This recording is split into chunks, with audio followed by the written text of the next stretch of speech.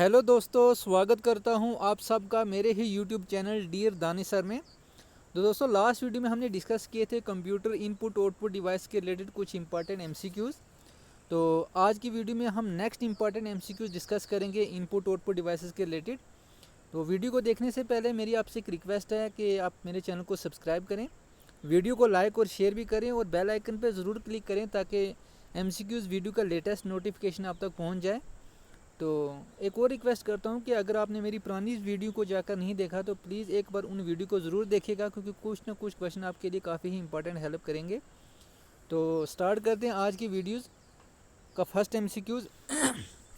First question ये कह रहा है, the wheel located between the two standard button on a mouse is use to.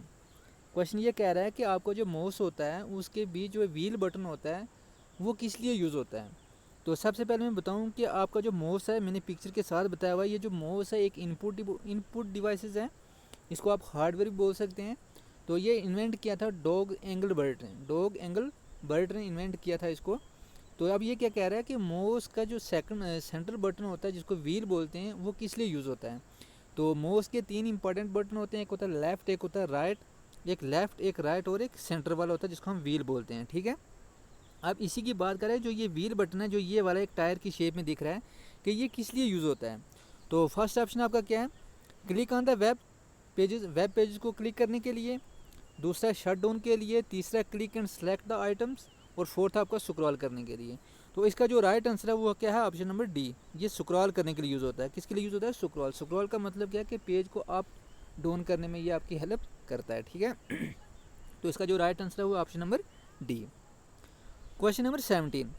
Question number 17 क्या कह रहा है, the term use to define all input and output devices in a computer system is.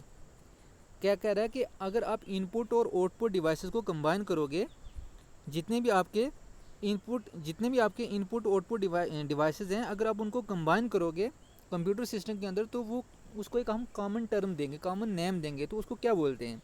First आपका monitor, second आपका software, third है shared resources, fourth है hardware. ठीक है, तो जितने भी आपके इनपुट और आउटपुट डिवाइसेस होंगे उनको हम क्या बोलेंगे, हार्डवेयर। क्या बोलेंगे, हार्डवेयर। तो इसका ऑप्शन क्या है, option number D is the right answer. Hardware इसका क्या है, राइट आंसर। तो हार्डवेयर वो पार्ट होते हैं कि जिनको हम फिजिकली टच भी कर सकते हैं। तो क्वेश्चन नंबर 17 का जो राइट आंसर है वो ऑप्शन नंबर डी। ठीक है, क्वेश्चन नंबर 18। क्वेश्चन नंबर 18 क्या कह रहा है, the word computer usually refer to central processing unit plus. कि जो आपका वर्ड कंप्यूटर है वो क्या करता है, रेफर करता है एक तो सीपीयू को, प्लस उसके साथ एक और चीज़ ऐड हो गया तो वो कंप्लीट आपका क्या बना देता है, कंप्यूटर। ठीक है, तो सेंट्रल प्रोसेसिंग यूनिट क्या हो गया आपका सीपीयू, जिसको आपको ब्रेन ऑफ कंप्यूटर भी कहा जाता है। इसके दो पार्ट्स होते हैं, एक मैंने बताया आपको एएलयू होता है और दूसरा प्लस क्या होता है, एक सीयू, कंट्रोल यूनिट। ठीक है, एएलयू आपकी क्या करेगा, अर्थमेटिक मतलब जितनी भी कैलकुलेशन है वो परफॉर्म करेगा, और सीयू क्या करेगा कि आपकी एग्जीक्यूशन को कंट्रोल करके रखेगा। अब ये क्या कह रहा है, जो सीपीयू है इसके साथ हम कौन सा एक और पार्ट या कौन सा एक और वर्ड हम ऐड करेंगे तो हमारे पास एक वर्ड कंप्यूटर बन जाएगा। ठीक है, तो पहला क्या, input devices, external memory, internal memory, none of the above. तो इसका जो राइट आंसर है वो option number C, internal memory. CPU का काम क्या होता है कि जो भी आप उसको टास्क दोगे वो आपके टास्क को प्रोसेस करेगा, परफॉर्म करेगा, उसके बाद आपको आउटपुट देगा। अब जब किसी डेटा के ऊपर या किसी इंस्ट्रक्शन के ऊपर जब वो टास्क को परफॉर्म करता है तो उस टास्क को, उस डेटा या इंस्ट्रक्शन को वो कहीं ना कहीं से वो लेगा, फिर परफॉर्म करेगा उस पर। तो इसलिए वो क्या करता है, मेमोरी से लेता है, यहाँ पे वो स्टोर होती है। तो इंटरनल मेमोरी प्लस जो आपका सीपीयू है ये आपका एक वर्ड बना देता है, क्या, कंप्यूटर। क्या बना देता है, कंप्यूटर। तो इसका राइट आंसर क्या, option number C. Question number 18। Question number 18 क्या कह रहा है, which device can produce the final product of machine processing into form usable by human.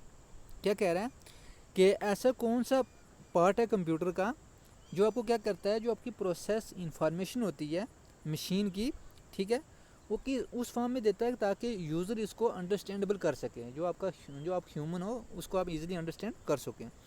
पहला आपका क्या, storage, input devices, output devices, none of the above.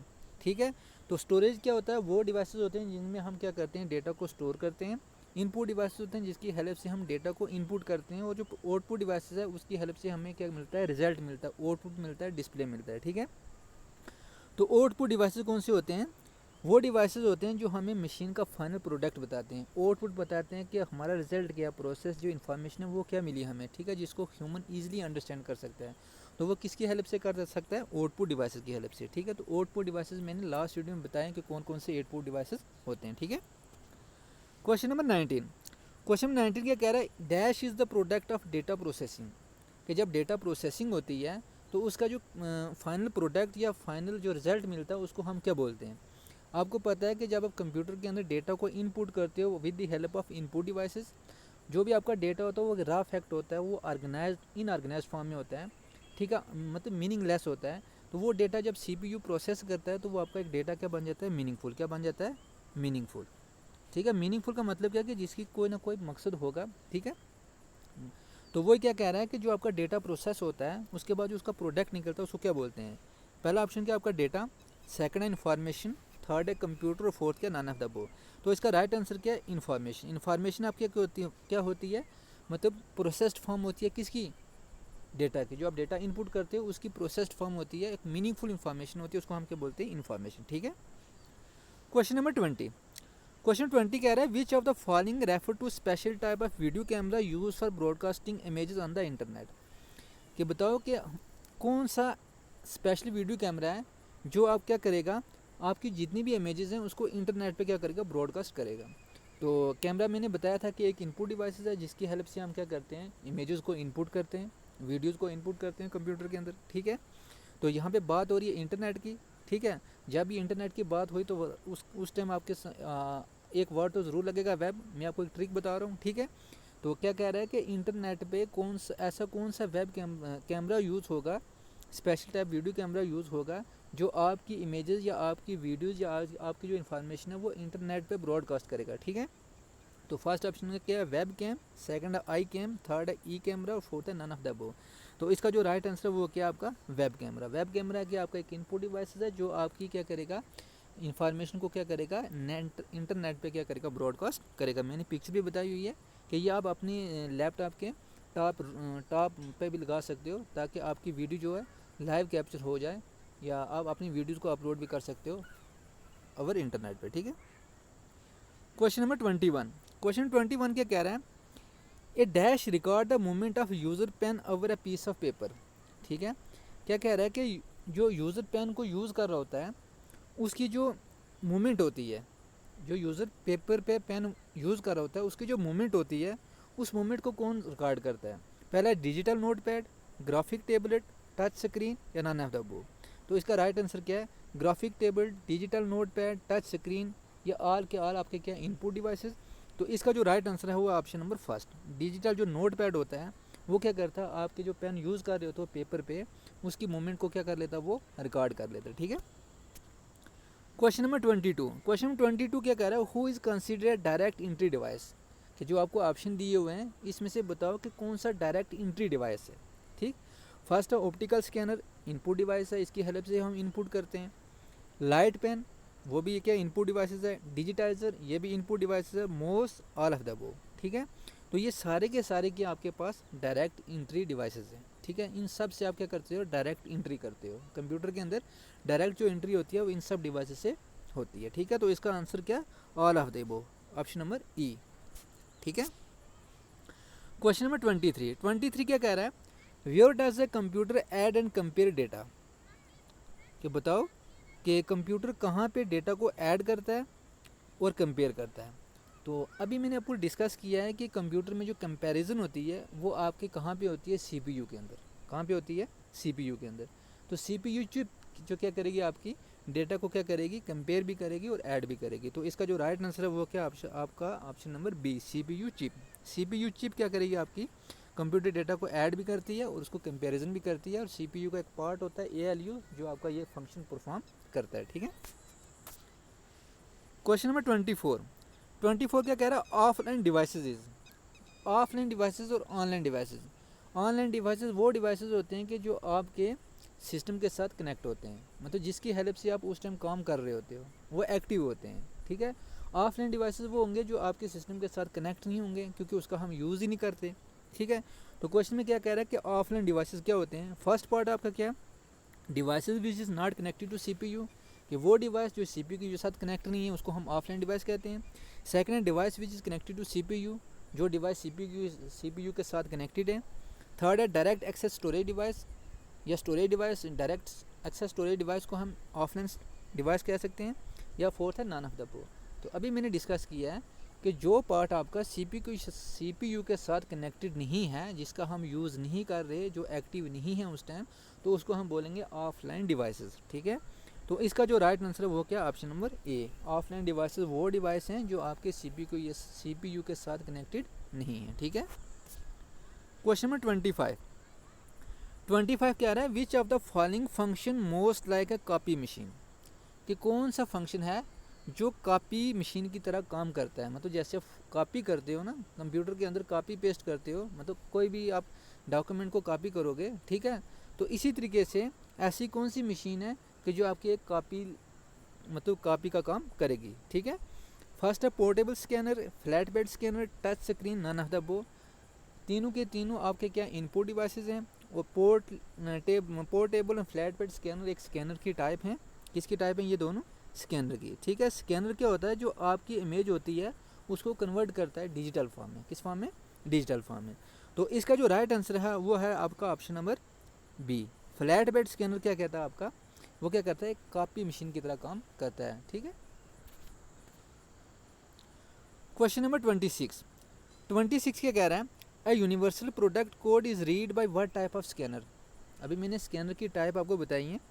ठीक है, कि स्कैनर हमारे पास के एक इनपुट डिवाइसेस है और वो क्या करता है, आपके डेटा को स्कैन करता है। ठीक है, तो क्या कह रहा है, जो प्रोडक्ट कोड होता है जिसको यूनिवर्सल प्रोडक्ट कोड बोलते हैं। कई बार आप मार्केट से कोई चीज़ मंगवाते हो, ठीक है, उस पर आपको इस टाइप का प्रोडक्ट कोड मिलेगा, इस टाइप का देखा होगा आपने, जो ये ऐसी लाइन लगी होंगी, तो इसको हम बोलते हैं यूनिवर्सल प्रोडक्ट कोड। ठीक है, मतलब प्रोडक्ट का कुछ ना कुछ कोड होगा। ठीक, तो ये क्या कह रहा है कि इस प्रोडक्ट कोड को कौन रीड करता है। सबसे पहले मैं बताऊँ, प्रोडक्ट कोड इस टाइप का आपका कोड होगा।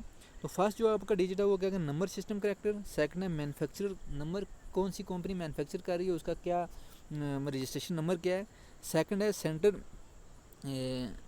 सेंटर बार, फिर उसके बाद आइटम नंबर, कौन सी आइटम नंबर है, फिर चेक डिजिट। ठीक है, तो ये आपका क्या होता है, बार कोड। मैंने आपको बता दिया पिक्चर में कि बार कोड कैसे होता है, यूनिवर्सल प्रोडक्ट कोड कैसे होता है, या बार कोड कैसे होता है। तो इसका क्या कह रहा है कि इसको जो रीड करता है वो कौन सा डिवाइस है या कौन सा पार्ट है। यहाँ पे क्वेश्चन तो फर्स्ट है बार कोड, सेकंड है फ्लैट बेड, थर्ड है OCR MICR, और थर्ड है नॉन ऑफ द, फोर्थ है नॉन ऑफ द अबव। तो इसका जो राइट आंसर है वो क्या, option number A. Bar code reader आपका क्या करता है, आपके यूनिवर्सल प्रोडक्ट कोड को क्या करता है, रीड करता है। ठीक है, देखा होगा आपने, जब आप बड़े बड़े शोरूम में जाते हो, तो जब आप वहाँ से कोई प्रोडक्ट लेते हो तो वहाँ पे एक बार कोड रीडर होता है जो आपको आपके प्रोडक्ट को स्कैन कर देता है।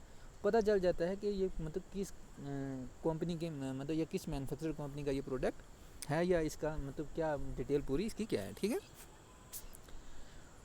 क्वेश्चन नंबर 27 क्या कह रहा है, which of the following company is called big blue, कि बताओ कि इसमें से कौन सी कंपनी है जिसको हम बिग ब्लू का नाम देते हैं।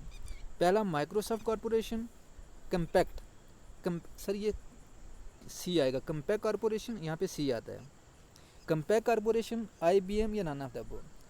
IBM जो है उसको हम क्या बोलते हैं, बिग ब्लू। क्या बोलते हैं, बिग ब्लू। ठीक है, IBM क्या हो गया, इंटरनेशनल बिजनेस मशीन, ये कंप्यूटर रिलेटेड कंपनी है।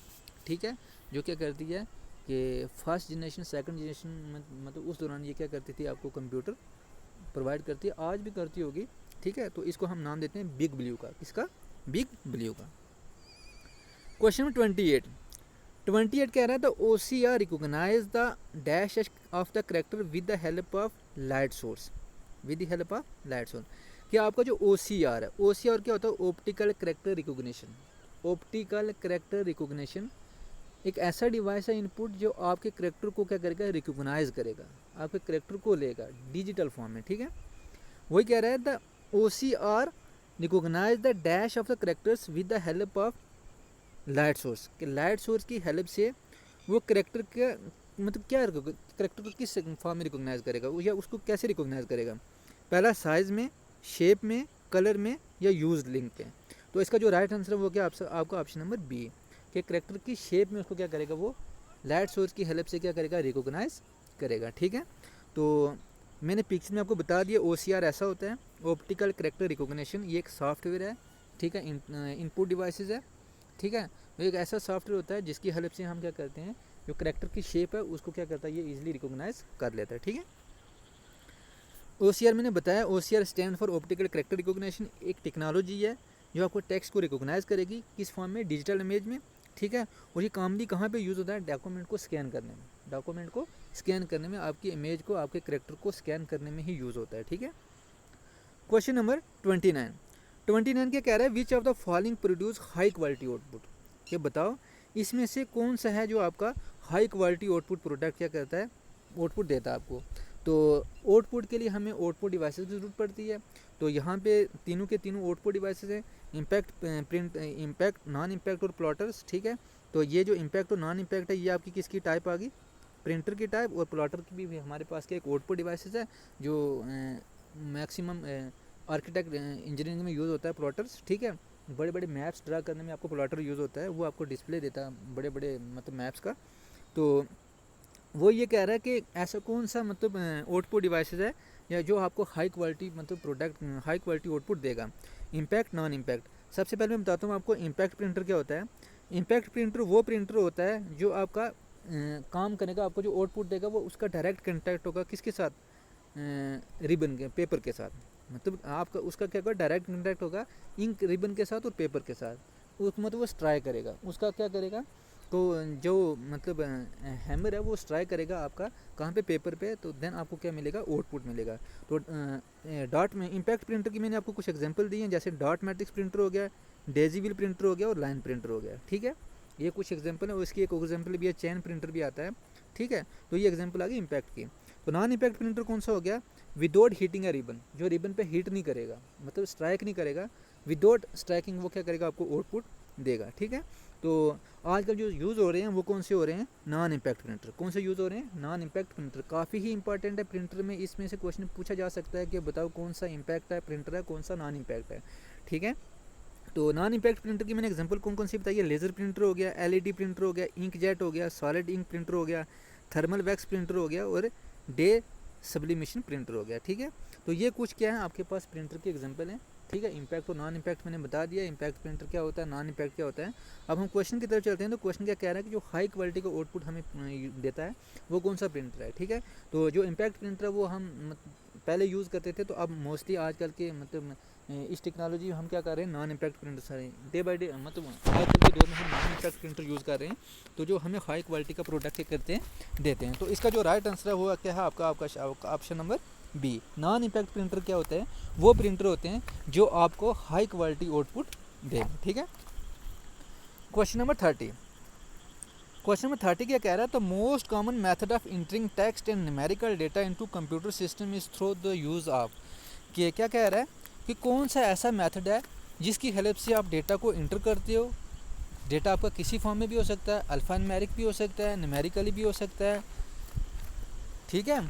तो वही डेटा जब आप क्या करते हो, कंप्यूटर सिस्टम के अंदर इंटर करते हो, तो किसका यूज़ करके आप सिस्टम के अंदर इसी डेटा को इनपुट करते हो।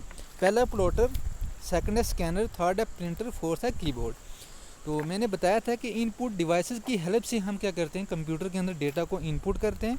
तो फर्स्ट इनमें से इनपुट डिवाइसेस कौन कौन सा हो गया, एक तो हमारे पास हो गया स्कैनर, ठीक है, और दूसरा क्या हो गया, कीबोर्ड, ठीक है।